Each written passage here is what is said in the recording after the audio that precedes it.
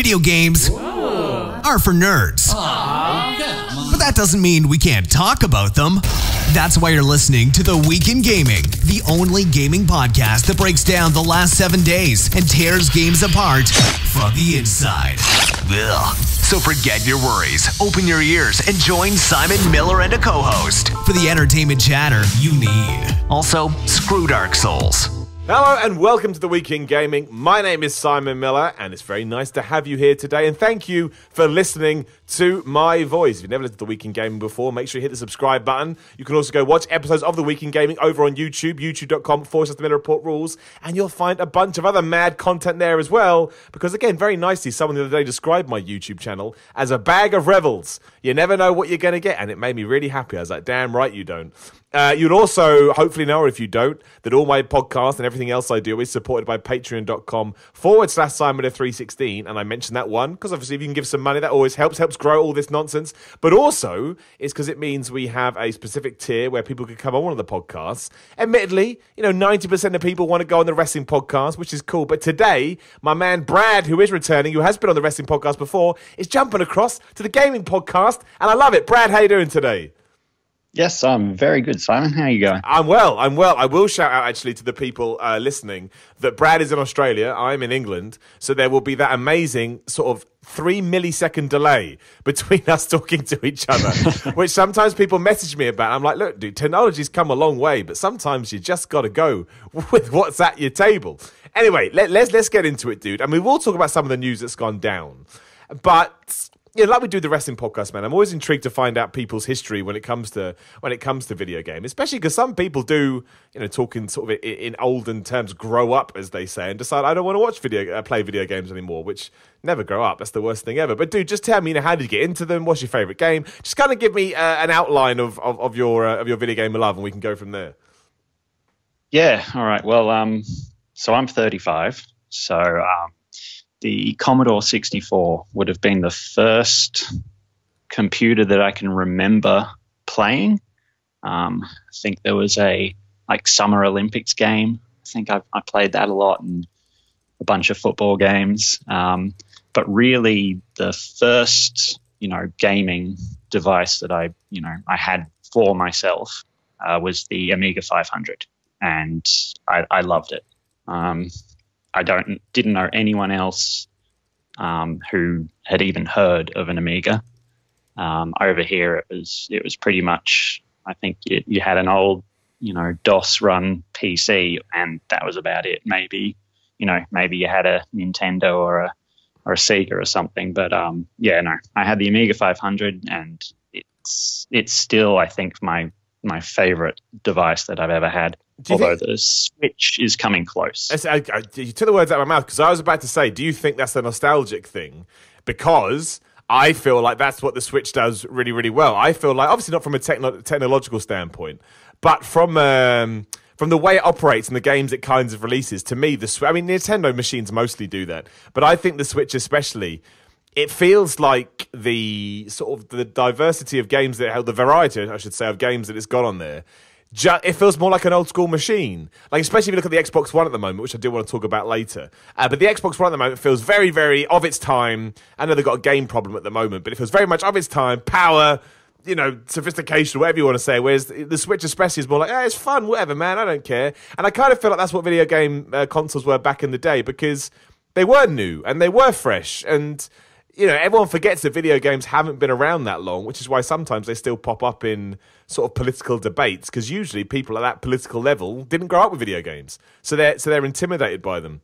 What's the game that sticks out for you back then?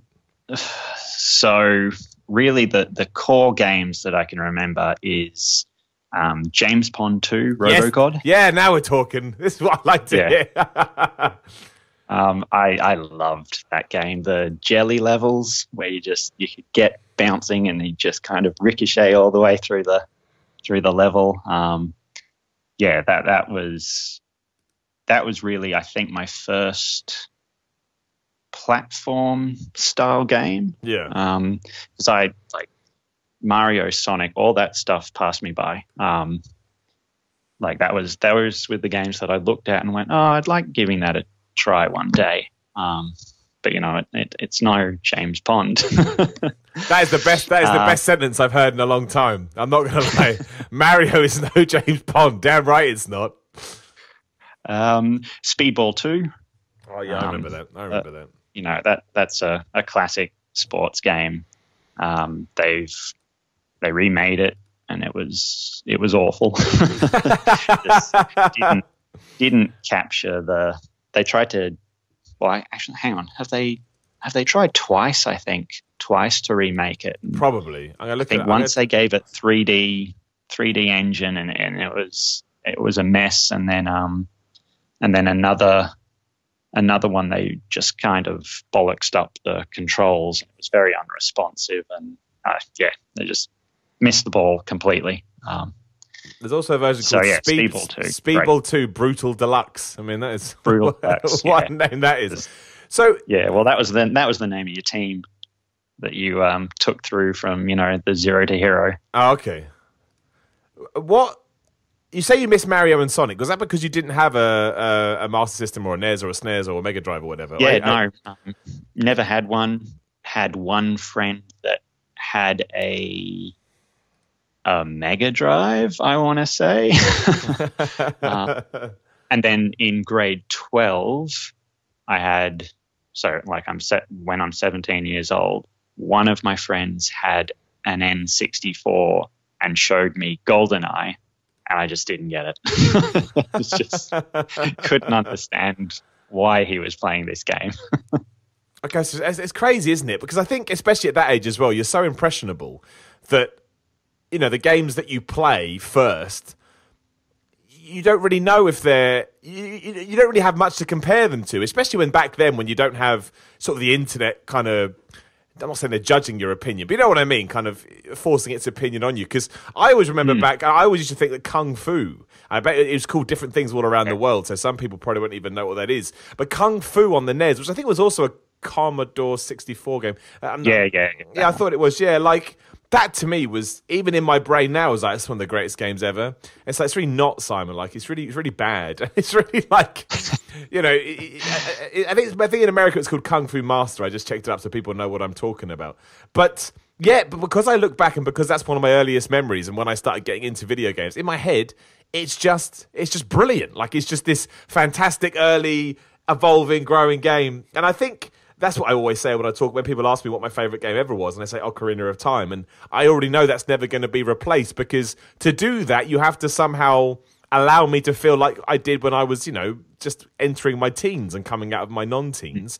And you can't do that. It's impossible. Like, I understand that nostalgia and history are amazing tools, but it's also that wonder of discovering what video games are like for the first time. And that ties in perfectly to something else I wanted to talk about, and we will have a bigger conversation in another episode on the Week in Gaming about this too, is Anthem. Because Anthem reviews have started to come out, and again, I haven't played it apart from sort of the beta that was released a few weeks ago. And the big thing with Anthem is a lot of people are describing it as a video game by numbers.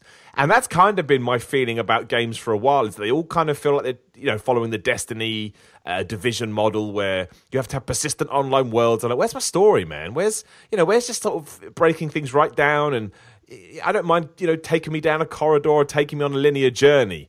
And I kind of think we're moving away from that. I mean, I don't know, you may disagree entirely and actually sort of like this wave of games that we've got coming in. But when I hear that Anthem has done that, made by BioWare, that's sort of the masters of storytelling and narrative and twists and turns, it kind of just makes me go, yeah, like I did prefer it how it was. If that makes me an old man, I'm all right with it.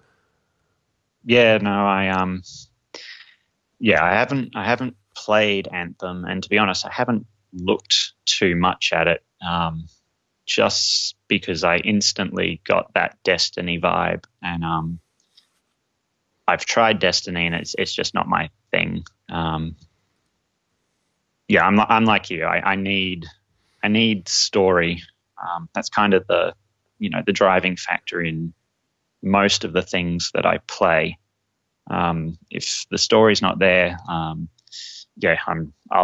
lose interest. And things. The Ubisoft model just destroys me. I get distracted. Like, I know, the classic is the feathers in Assassin's Creed. and I know that they're fundamentally useless to me and that they're going to ruin my game experience, but I can't help picking one up and then going, oh, there's one over there, I'll go pick that up. And then I've sat for an hour playing a game where I've just been running around picking up feathers, and then I turn the game off and it never comes on again because I'm bored with it. So it's this weird, I'm trying to go through Dragon Age Inquisition for the 4th time in an attempt to actually get through that story, and I got pretty far this time, but I haven't played it for 2 weeks and I think I'm done. I just found it too difficult to ignore the distractions to get through the constant combat, and I'm playing it on casual mode in an effort to make all that repetitive combat go quicker, but it's still slow. Like, it still seems to take an age to kill anything, and it just drives me mad. Yeah, no, there's a story there that I want to engage with, but all these other game mechanics keep getting in the way of what I actually want to do.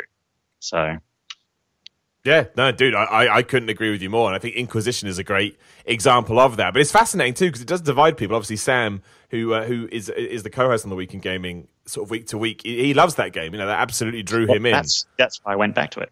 Oh, really? Because I heard him. Yeah, because like I said, I tried 3 times to get through the game, and I just kept running into these same roadblocks. And then I heard him going on about it and how it's really enjoyable. I thought, okay, look, let's give it another go. But I think that's not for me. No, I'm the same. And I think the thing that really gets me is, again, you know, KOTOR, Dragon Age Origins are some of my favorite games ever. And I'd really try with Inquisition as well. Like, I forced myself to play it because I was sure around this corner, you know, those claws will hook me in again, but it just never happened because, again, that, you know, Inquisition to me, and I'm happy to be told that I'm wrong, but it's what it felt like to me. The atmosphere that I got from it was that it was very much like a Division or a Destiny, where it wasn't, you know, it didn't have persistent online world, so to speak, but you couldn't go to certain areas and you had to make sure you leveled up, and leveling up was always important in BioWare games, but I felt here like it punished you too much. Maybe it was too open world, and I think that's probably the same with what's going on with a lot of games, even God of War to a certain extent. I love God of War, and it had more of a semi-open world than a full open world, but I was still like, you don't need any of this. I'm happy for you to just point me down a corridor. Like, it had that excuse me, that big map thing that you turned around and it took you. I don't need that, man. Just keep pointing me in the right direction, and that's okay. But then again, no, I didn't finish God of War. Oh, really? For that reason? Yeah, I got distracted. I started hunting down some armor set. Is it Niflheim? Yes, yeah. Where, I got trapped in that, and that was the last time I played it. And then I just went, I can kind of guess where the story's going. I'm a bit bored of the combat now. Just turned it off. Yeah, I finished. No, I get that. I think for me, the combat was good enough that it kept me interested. Like, I really did like that combat, especially because not a lot of games do that kind of hack and slash, but with depth. Though, but I totally agree. Totally, it was.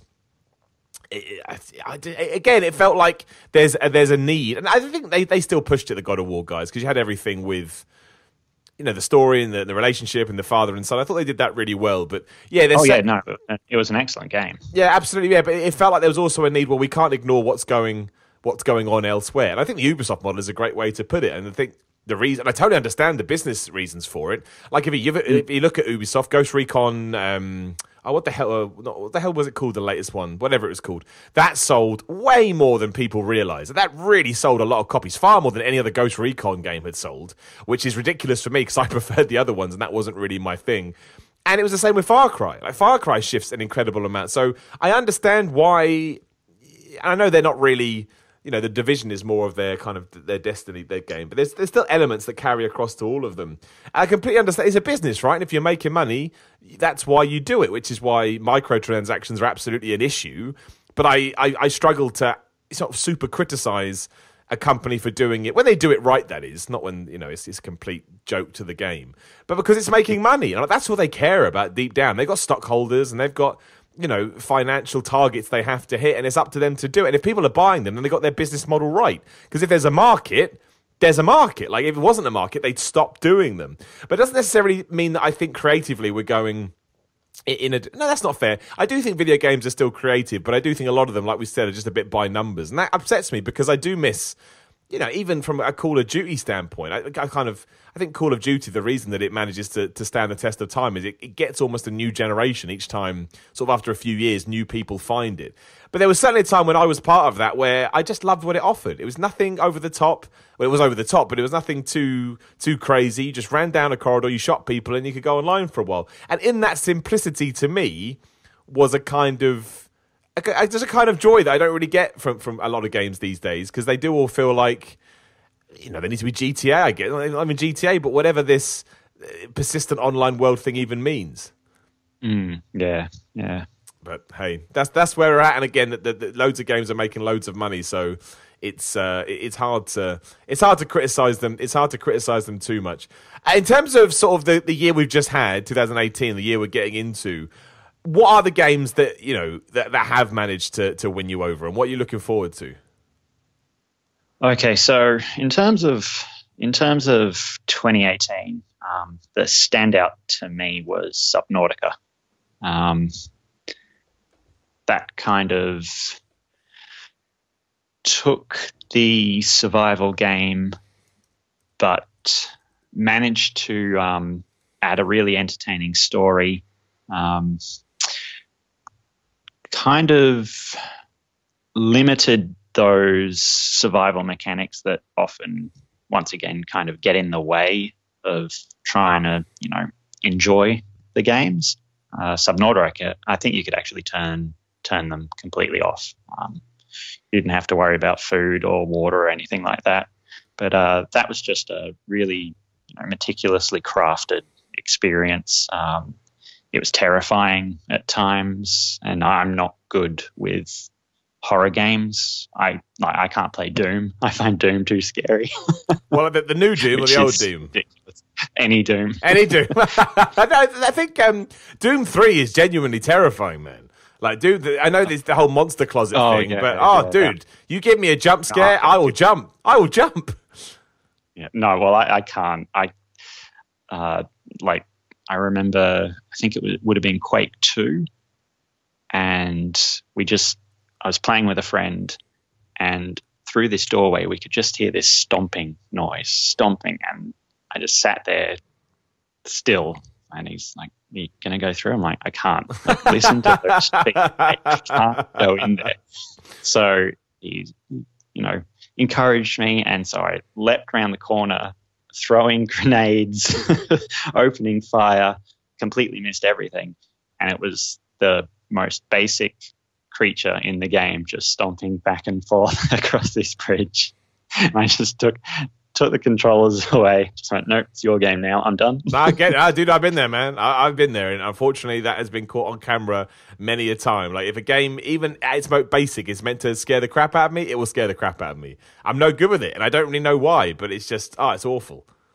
Yeah, no, I can't do any type of tension, any first-person shooter. As soon as there's a tense moment, like it gets a bit dark, or I suspect there's something around a corner, I just panic. My person stays there. That's how their story ends. I thought Subnautica was quite eerie, though. Is it not? I've never played it, but I was under the impression that it was.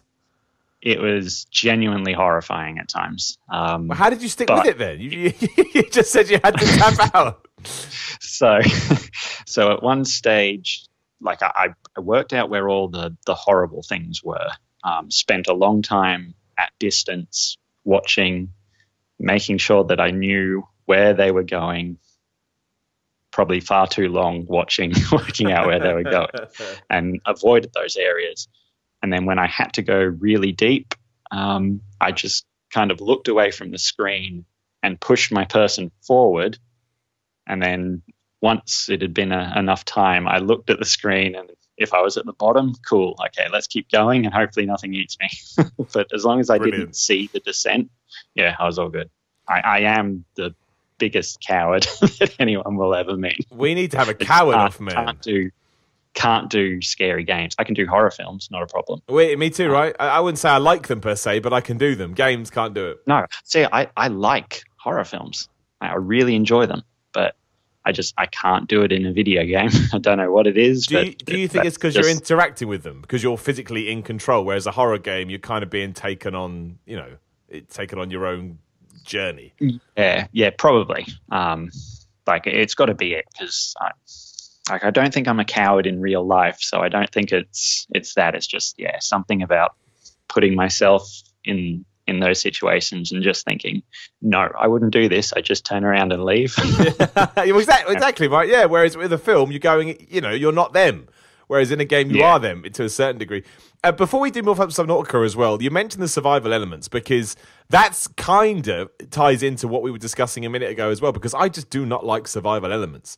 I think they're an incredible mechanic, like the way they're used in Red Dead Redemption 2, I genuinely think is brilliant. But I don't necessarily want a game where I have to eat or I'll die, or I have to drink or my health goes down, or if I'm not wearing a coat, I get cold. Like, it's amazing we have the technology to do this, but it just doesn't work for me. Like, it's not what I want in a video game. If anything, I want to feel, more powerful in a game and more protected, not having to worry about the things I worry about in my day to day. I understand it's very specific to me, and a lot of people love that stuff. But it's kind of crept into what we'll call AAA games recently, and I don't think it's for me. And as you said, maybe the guys at Subnautica know that, because you said you could turn them off.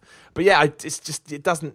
I don't know. It's not for me. I don't like them added to games just for the sake of having, like, Subnautica is built around it, and I feel like the timers on the food and water are quite good. Like, you're not constantly having to amend your journey because you've got to grab a fish or head back because you've run out of water.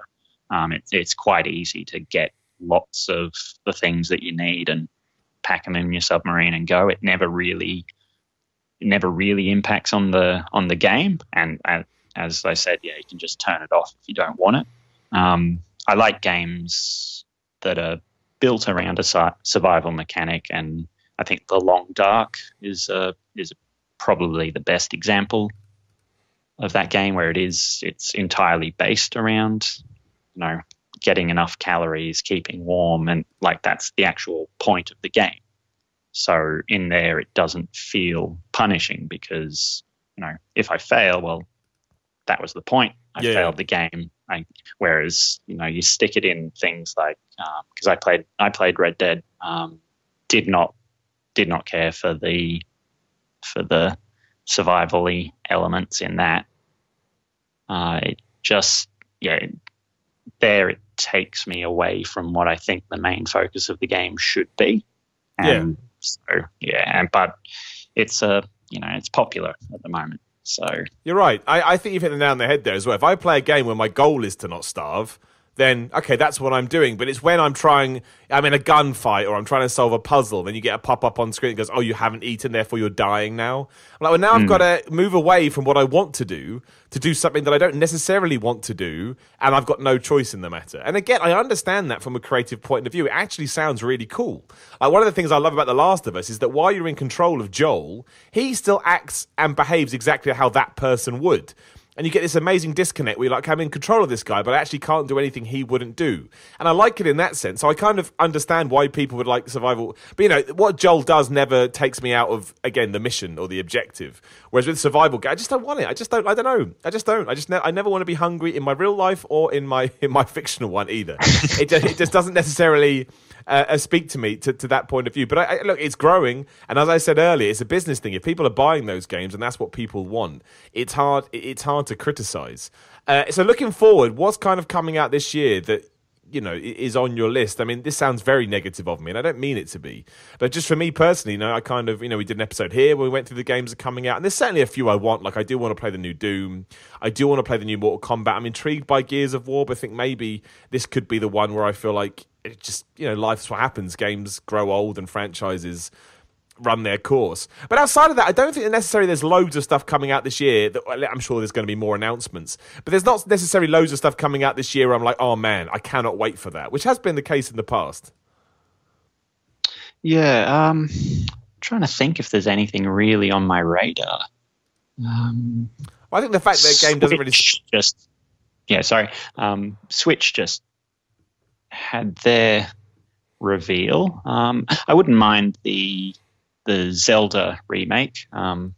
That's a series I've only discovered on the Switch with the latest release. Before then, I've never played a Zelda game. Oh, wow. So which one did you start with? Breath of the Wild.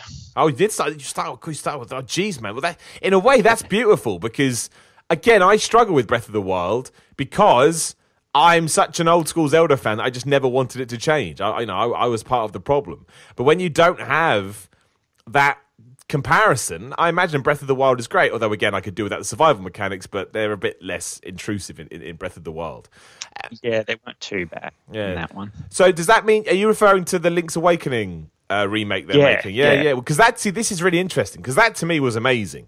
I remember playing Link's Awakening when I was, in fact, let's find out. I can't even remember when the hell the original one came out, but I remember playing that basically when it was released, and it was a huge deal. So it came out in 1993. My gosh, yeah, I was a super young kid, but I remember being so excited about it. And it's such a weird Zelda game because, the way that it operates and some of the characters in it and the big owl is really, really odd compared to what we were used to. But it is brilliant. And it's kind of the story in it as well is really, really cool.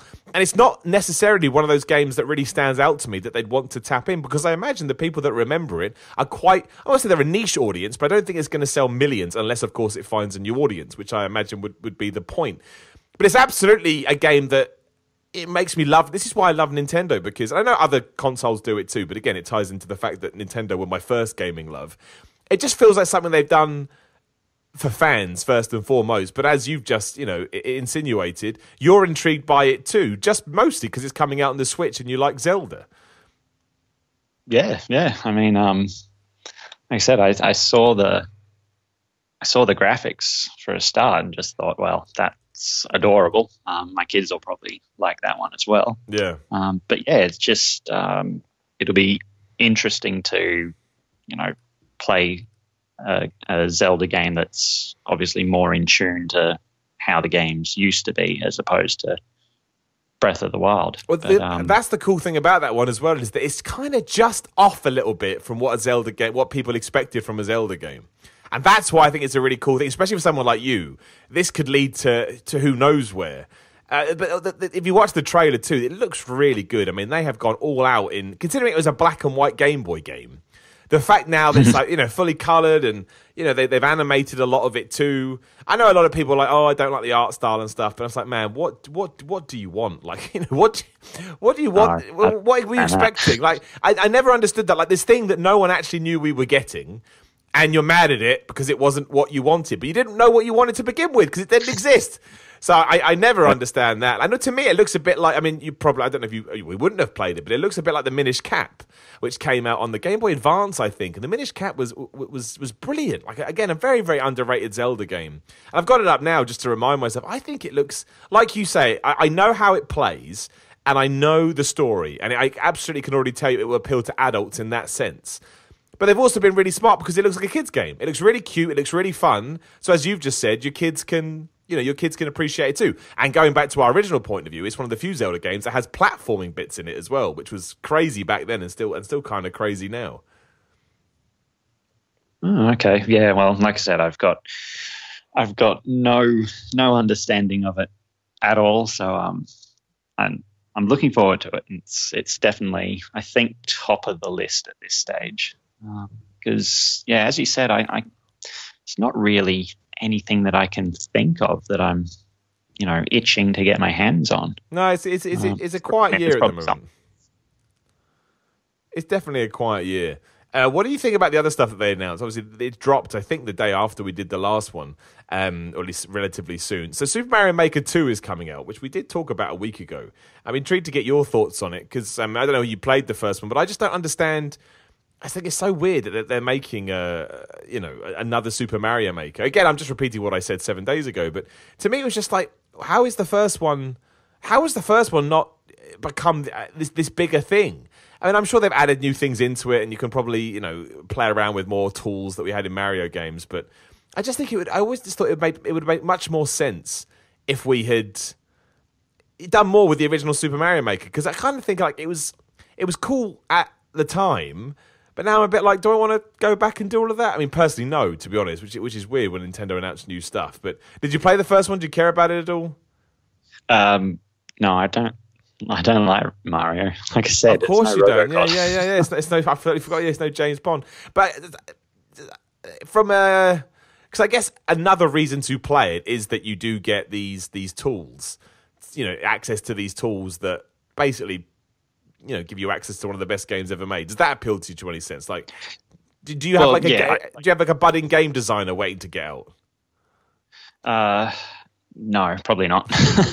I can appreciate what it can potentially do, and it might be something that my kids will be interested in. Yeah. My daughter kind of dabbles with doing different game design on her iPad with various programs that she uses at school. So it might appeal to them, but I've never really got on with the Mario platforming. It just doesn't do it for me. Yeah, dude, it's fair enough, man. I like opinions like that, dude, because most people fall into the same, the same ballpark, and it's cool, of course, but it's always good to hear the alternative. The other thing I wanted to mention from that Nintendo Direct is I finally found a Battle Royale game that I like. If you are a member of the Nintendo Online, whatever the hell they call it costs like $20 a year, $30 a year. You can play Tetris 99, which is, again, something that no one ever asked for, but I'm so happy that it exists, where you can play a Battle Royale game where you take on 99 other people, hence the name Tetris 99, and you battle against each other in a game of Tetris. Now, Tetris is brilliant anyway, and in many ways the best game ever made, given that somehow it never ages and the concept always appeals to me. But doing it in that Battle Royale template, which I do like, I think there is a lot of good to be taken from it. I just don't usually like the games that are sort of built around it. It is absolutely brilliant, and I cannot get enough. So I guess, firstly, what is your experience with the Battle Royale genre? And, you've got a Switch. Did you jump in? Are you playing it? Or is it just like, what is that? I've had one go. I had no idea what was going on. I didn't understand immediately the targeting system, and then all of a sudden, all these things are warning me that I'm about to be hit, and I'm just trying to play Tetris. Watching it, more layers build up beneath me. I'm like, well, this is unfair. But yeah, it's definitely fun, and I'll go back to it now that I understand what I'm supposed to be doing. But it's a clever idea, and especially putting it with the Nintendo Online, I think is a very clever idea. That'll probably get a lot more people, forking out for a yearly subscription if that's the type of product that you can expect, down the line to have access to. Yeah, they got me, man. I didn't have it, and then I heard about Tetris 99. I was like, I need that, so I went and bought it straight away. Yeah, well, I think I just saw a bunch of people on Twitter talking about it, and I had no idea because I'd somehow missed that announcement. And all these people talking about it, and then I loaded up the Switch and saw this Tetris 99. I went, okay, yeah, there we go. No, I do. Have you tinkered with any other sort of Battle Royale games, be it Apex Legends or Fortnite or anything like that? I mean, yeah, well, I've tried Fortnite, but that's not for me. It's too quick. My son, that's his game of choice. He's 8 years old, and that's mad. Even because we've got it on the Switch, we've got it on the PlayStation. It's on the PC, I think. I'm not even sure now. They've got it on iPads, so it's everywhere in this house. But I've tried to play it, and I'm terrible, and he just yells at me. So it's weird, isn't it? It's like I can't even imagine a game I was that good at when I was a kid, and yet it seems every child that plays Fortnite now just absolutely smashes it. Oh yeah, no, they're ridiculous. I watch my son play, and he leaps around the couch as he plays. He jumps up and down while he's shooting people. I'm like I need complete focus, no other distractions, and maybe I will hit 10% of the time. Yeah, he's just doing somersaults and getting headshots, and yeah, no, it's too fast for me. But Apex has got its hooks in me. I didn't expect it to, but yeah, it's a very good game, but not surprising given how good Titanfall and Titanfall 2 were. Yeah, I mean, the best thing about those two games, no matter what you thought of everything built around it, was that the core game was excellent. Like, the shooting was brilliant. It just felt like, Call of Duty at its peak, which makes sense given who was involved. It just seemed to be that, again, the Titans or, the gameplay they built around it didn't really seem to... Well, it didn't blow up in the way that I think many people hoped that it would do. But at the same time, they've taken all that and they've applied it to a genre that everybody loves, and it just seems to be growing more and more and more. And there's rumours at the moment they're going to release a season 1 pass, and there's going to be a free and a premium version, and it just sounds like it's really taking. It seems to me like the first game that's properly taken the fight to Fortnite. I know that Battlefield's about to launch theirs, and Call of Duty has theirs, but they kind of felt just like offshoots of something else. They didn't feel like someone thinking we can go head to head with this. And I know PUBG is there as well, but PUBG came first, so everyone's kind of built their idea off PUBG. And obviously Apex Legends just has its own ideas. You don't build an Apex Legends, but it has, differentiations to that. And I think that's really important. That seems to be what people like. They like the Battle Royale mode, but they want other little bits peppered in.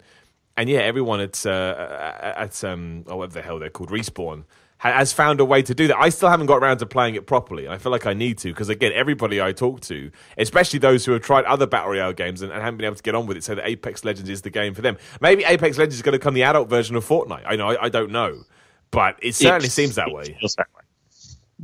Yeah, no, it definitely feels that way. I think what I like about it the most is how fast and in your face it feels. The combat, like I've tried PUBG and I just got tired of being sniped at ridiculous ranges, dying without even knowing where a shot came from. So it's like, well, no, that's no good. Fortnite, like the building mechanic is just so fast and confusing, and I just can't do it. And then there's rockets flying in, and it's too insane for my brain to keep up with. Whereas Apex, it's streamlined. It knows that its gunplay at a short to medium range is it's the best component, so it focuses on that. You can have sniper weapons, but they rarely do enough damage quick enough that you'll get those headshots at long range and not know what happened. Like, you always feel like you've got a chance to duck around the corner, boost your shields back up, and get back into a fight and take it into that medium short range, and and have a good battle. And yeah, that's, I think, what I really appreciate is that I know what I need to focus on, and there's no other weird distractions to get in the way of that fun taking place. But it's definitely an excellent game. And I think the slide mechanic, because obviously the ping has been the thing that everyone's obsessed about, and it is a brilliant device. But the sliding, I don't think I've gone into a room without sprinting at a doorway and sliding my way through. That's brilliant. Corner, slide around that corner. Oh, there's a piece of scenery. I'm going to slide into that scenery, and it's all fast, and you feel excellent every time you do something. Even if the follow up to that is that I step out and fire my submachine gun and miss with every single shot. It's like, well, I felt cool for a moment, and someone can pop down smoke grenades and I can slide on out of there and feel good about myself again. Honestly, man, a slide mechanic in a game is very underrated. Like, even in Call of Duty, when I remember they introduced it, you wanted to just slide everywhere. It was just awesome. So yeah, I think sometimes it is the small things. It is a lot like Doom. When Doom came and they had the brutal kills, whatever they were called. For some reason, they were so simple, and yet every time you did them, you got this, you were rewarded with this satisfying feeling, and therefore you kept on doing them. So, you know, you just keep doing it, even though there's no need to do it. So, yeah, I mean, stuff like that, I truly believe is important, especially when you're talking about games like that. They do make you keep coming back, which sounds ridiculous, but if something makes you feel good, you want to come back and do it. And on the subject of Apex Legends, I think they're about to announce 2 new characters as well. So Respawn are all in with this. Like, I think it's going to become, they've already got a player base. I don't know how much money they're making from it. I'm sure that will come out eventually. But it's a very exciting time in the Battle Royale genre. I thought we were all done, because I didn't think anybody, of course, Apex Legends came from nowhere, but I didn't think anybody had the balls, I guess, to go head to head with Fortnite, given how big it is. But I think everyone there saw an opening, and they were like, look at the way the demographic skews. We can probably go the other way. And so far, again, everyone I talked to, this sort of around about that late 20s to mid 30s age, is all about Apex Legends. And there's a lot of people out there at that age playing games. Yeah, and I think the way that it was announced was very clever. I think just kind of dropping it out there, not giving anyone a chance to build up their idea of what this game would be, to build up their criticisms of what this game was going to be. Just throw it out there, let people get straight into it, and it kind of, immediately killed off any potential negativity, especially with people wanting Titanfall 3.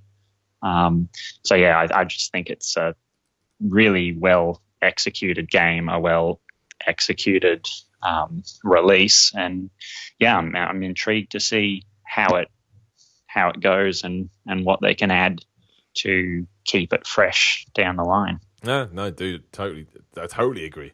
And from the very successful to the somewhat, I wouldn't say worrying, but eyebrow raising. Crackdown 3 obviously came out within the last week and a half. And I don't know what it did in America, but I know in England it didn't even make the top 10, which is kind of crazy, because sometimes a game, can make the top 10 by not selling that many copies of games, just because it depends what else is selling that week.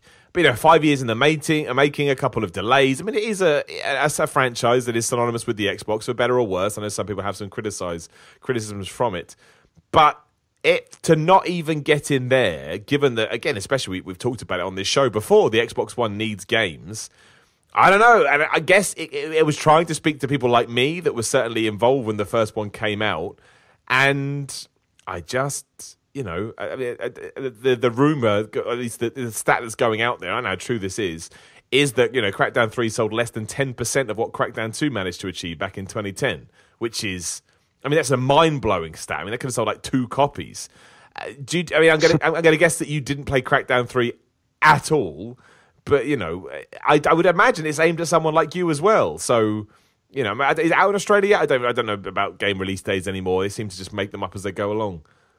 Yeah, I have no idea. I don't own an Xbox, so yeah, I have no idea whatsoever. I've never played a Crackdown game. I have a general idea of what it's supposed to be, but that one completely passes me by. But yeah, it's not good for Microsoft. Although I kind of feel like, just the way that this year is already shaping out, you do get the feeling that everyone's already hitting that holding pattern and waiting for new console announcements to come. Oh yeah, I think we're in that. Yeah, I think we're in that. We're in that period now. And I don't want to say that Microsoft's given up on the Xbox One, but I mean, what else do they have? I mean, I can't even think of anything. It's not like they don't even have. I can't even think of something that keeps doing well for Sony, but whatever, there must be something. But they don't even have that, and they obviously did put. I mean, Terry Crews was associated with Crackdown 3, and he's a celebrity, right? Like you don't create that kind of relationship if you're not trying to push this as hard as you can. It just really surprised me. I mean, if you like Crackdown, that's the end. Trust me, that's the end of Crackdown. It seemed to struggle anyway. Reviews were middling.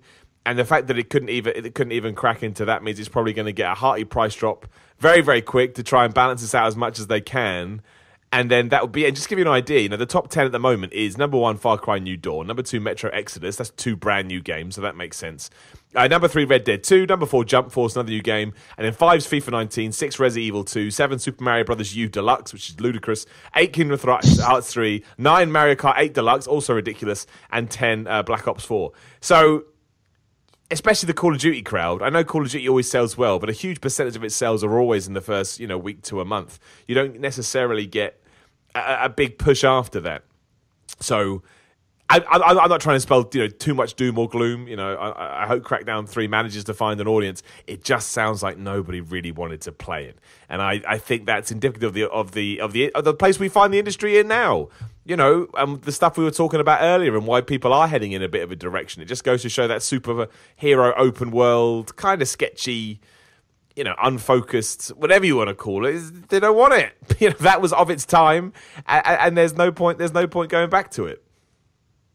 Yeah, well, and then I think I was reading what the next Call of Duty or whatever version it's going to be will have a single-player campaign again.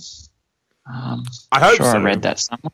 I hope you're right, because yeah, that's a rumor going around, which, you know, is an interesting backflip over, you know, where those games took things this year, or last year, I should say. Yeah, like I think it will. It is interesting. I just don't know. Oh, I don't know. It just surprised me. It just surprised me. I thought that the Xbox One to me is, yeah, I think we're starting to look forward, and I think a lot of games that have already been announced will come out on the PlayStation 5 and the Xbox 2, whatever the hell we're gonna call it. But yeah, you know, tastes are different. Tastes are radically different. And I do hope Call of Duty is bringing back a single player campaign, because sometimes, while not the force that it once was, I think it's quite a good reflection of where the industry is.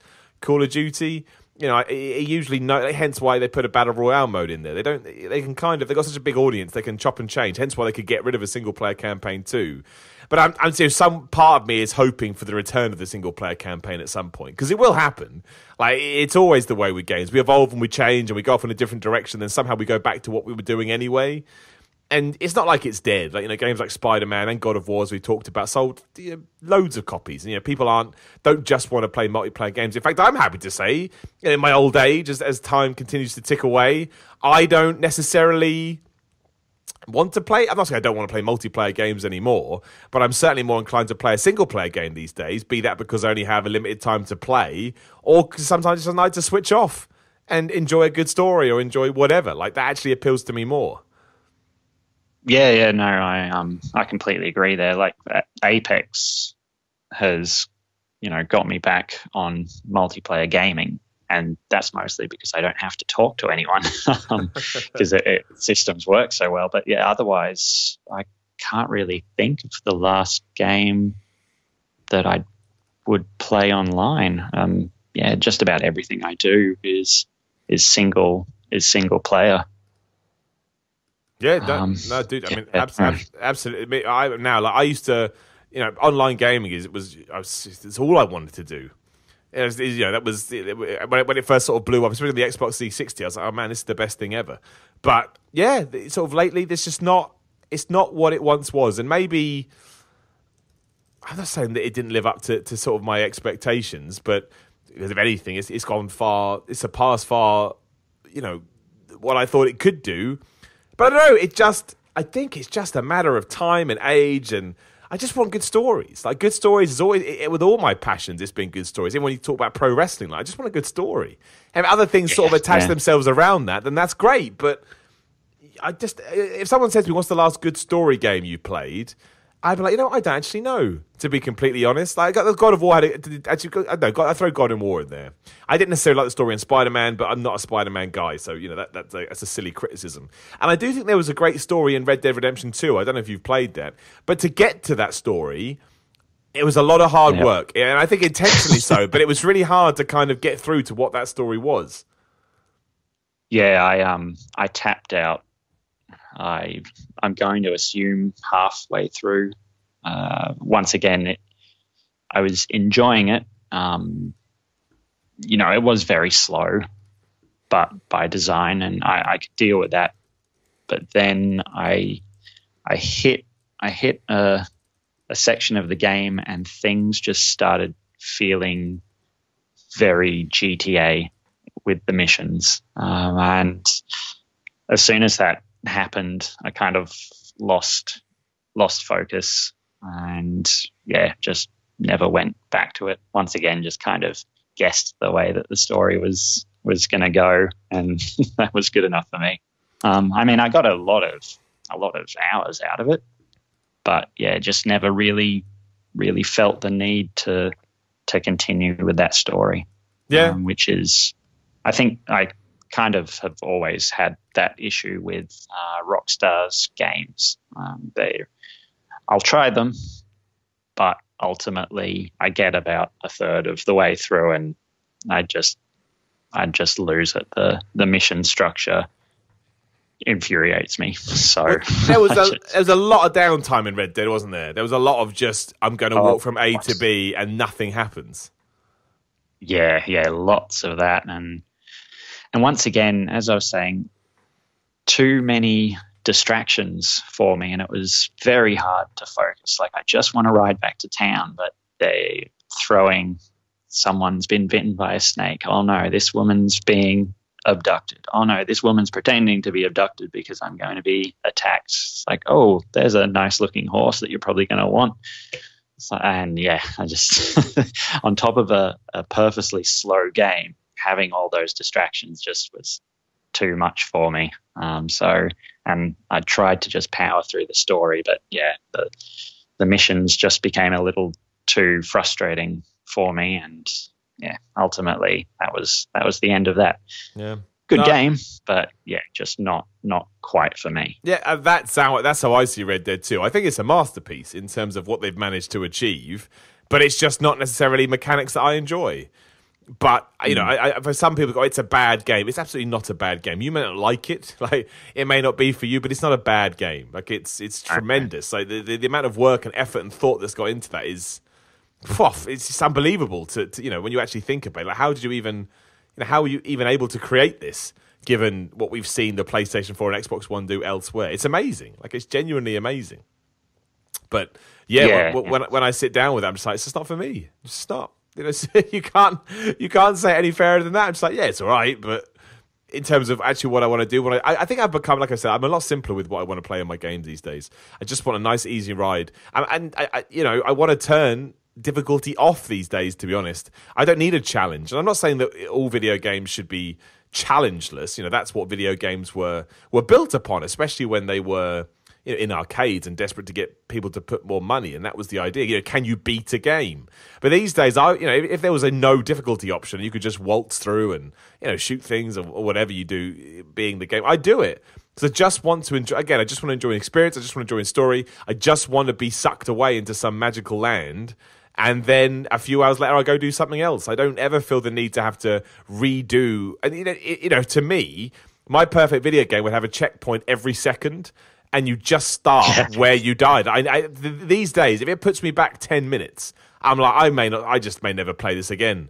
So that's just how I feel about it. So I just don't want to. Well, that's why I love the Switch. I can sit down, play my game, and then one of the kids comes to me with something, and I just hit that power button, and it's saved there. And when I've dealt with that, I sit back down, pop it back on, and away I go. And I love that. Yeah. I don't have time to lose 15 minutes in a game because I died and the checkpoint's back there, or an emergency happened and I had to flick off the game all of a sudden. There's just not enough time in the day anymore. There's too much not. Going on. Yeah, no. Yeah, but that's always infuriated me. I've never understood checkpoints. Just let me save wherever I want. I don't care if it ruins the challenge of the game. Like you said, I've never been one for challenge's sake. I like the stories. I like enjoying myself. I don't want to die on a jump 100 times until I get it right. So prefer to just get it right within the first 3 attempts and carry on my merry little way. Dude, I couldn't agree with you more. And I know that there's, that there's some people that's like, awful. They're not hearing that at all. They're like, no way, we can't do this. But, that's why games are great. And that's why games are always trying to offer something different to everybody. Because that's what makes them so fun. And it just means I don't have to play them. Like Dark Souls, I never have to play that again. I'm all right with it. Like, I don't ever want to have to play that game as long as I live. I absolutely hate it. I played Dark Souls 3 because I had to know what everyone was going on about. And I think that's fair. Halfway through before I just went, okay, I've seen enough. I'm not really into this. Then I tried Bloodborne because it came on PS Plus, and I got past the first werewolf because I knew that I just had to die to that thing because I'd seen it being played before. And then I rounded a corner after killing a few basic guys, and something howled, and that was too scary, so I turned it off and never played it again. So yeah, I'm the one Bloodborne, monster hunter who is afraid of all the things that he's supposed to go out and hunt. Brilliant, dude. I think you may actually have me even trump for that. Oh, dude. yeah. I'm terrible with scary games. Fair enough. Well, fair enough, they don't even have to be scary. I mean, Doom. No one should be scared of Doom. But there you go. I love it. One demon comes running at me, and I just freak out. I love it, dude. I love it. I think that's brilliant. I actually did finish Bloodborne, and it was one of the worst experiences of my life. And the only reason I did it is so that I could tell people, because I used to say I think those kind of games are like a 4 out of 10, and everyone would be like, "You never finished one, so how can you say it?" So in my stubborn nature, I was like, "Okay, fine," and I finished Bloodborne. I say it now, 4 out of 10. 4 out of 10. Just a nightmare, awful, horrible, horrific experience. It's just like I can't stand it. Oh dear, hilarious. But hey, look, people love it. People are really excited about Sekiro, Die Another Day or whatever the hell it's called. And it's great. Yeah. And it's great. I love it. I love seeing the passion. So more power to those people. And that's always the way that games should be. And hopefully we get to one day where we can just, have nice conversations about it all rather than yell at each other. But I doubt that very much. No, that'll never happen, unfortunately. It's true. Dude, anything else you want to touch upon before we start to wrap things up? No, that's pretty much it, I think. Well, I will tell you that it did break while we were talking that Sony is going to start wrapping up PlayStation Vita production, which is, I thought it was already dead, but what do I know? What do I know about that? So if you always wanted a PlayStation Vita, maybe the time to get one is now. They are very cheap. You can get them on eBay for a dirt cheap. No, I had one. Yeah, they were cool, but they never really found a place with me. They never really, unlike the 3DS, they never really had that game that sunk its teeth in. It just felt like a cool tech demo. Everything that came out on the PlayStation Vita, there was nothing I really felt like I needed to play. Yeah, I think I bought it purely to play the Persona game that was on it, and I hated it. So I think it was just the thing. I felt like I was playing a home console, but portable, and that's not what I wanted from a portable. I wanted a portable machine. It's very important to me to have that difference, and I never got it with either of the Sony handhelds, and that's why they felt cool because they felt expensive, but that's as far as it went. Yeah. And also, apparently, Scalebound may be coming to Nintendo Switch. So there you go. Oh yeah, I did see that. Yeah, I mean it's a rumor. That was one of their. That was one of Xbox's flagship titles. Exactly. Scrapped it in 2017, but maybe it gets a new lease of life on Nintendo Switch. And they have done that before. Nintendo have done that before. So yeah, yeah. Exactly. So keep an eye. It's a rumor, but is that the same developer? I think it is, isn't it? I think, Scalebound is the brainchild of Kamiya, who has spearheaded a number of critically acclaimed titles in the past, including Resi 2, Devil May Cry, and Bayonetta. Yeah, so there you go, right? Maybe they had a conversation. Yeah, might make sense then. I tell you, man, the Switch continues to be the best console there is, and I look forward to everybody getting mad about that. But I think it is. I love it. I absolutely love it. All right, on that note, Brad, thank you so much for your time, dude. I really enjoyed chatting to you about this, especially with games, man. Games are just... probably maybe even more so than wrestling. Everyone has a crazy different opinion when it comes to it. So, yeah, it's always good to hear. Yeah, no. It's definitely my pleasure. Like I said, I could talk about games forever. Well, we'll have to do it again then. My family get bored of listening to me go on. So we do it on here instead. As always, if you want to come on the podcast, you can. Head over to patreon.com/Simon Miller 316. All the details are there. Again, youtube.com/The Miller Report rules. Instagram and Twitter at Simon 316. If you're on iTunes, give us 5 stars.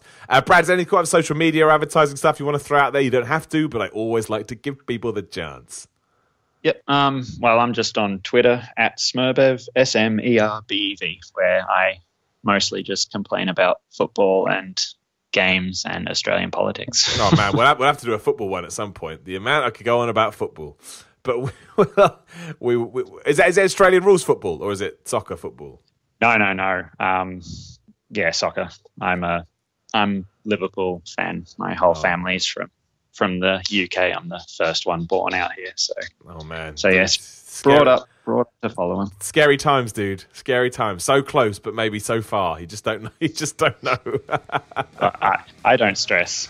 I don't know. Football's entertainment to me. I didn't stress the last time we were in a championship run. Yeah. This time. Oh dear. What comes will come. That's the way to be. I've waited 20 odd years, so yeah, I can wait a bit. You can wait a bit longer. Yeah, exactly. Brilliant. Well, look, Brad, thank you so much for your time. Thanks everyone for listening. And again, we'll be back soon. Who knows? Maybe in a couple of days, maybe next week. You just never know. But thanks for listening. Goodbye.